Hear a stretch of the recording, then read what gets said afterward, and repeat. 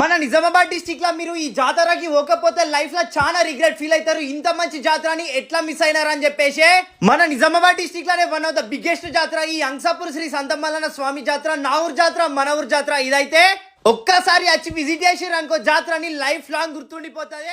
So నా ఊరు కూడా అంసాపురే అన్నమాట. నేను కూడా మీ అందరిని ఇన్విటేషన్ చేస్తున్నా, మా ఊరు జాతరకు ఒకసారి వచ్చి చూడండి, లైఫ్ లాంగ్ అయితే గుర్తుండిపోతుంది, అంత బాగుంటుంది అన్నమాట.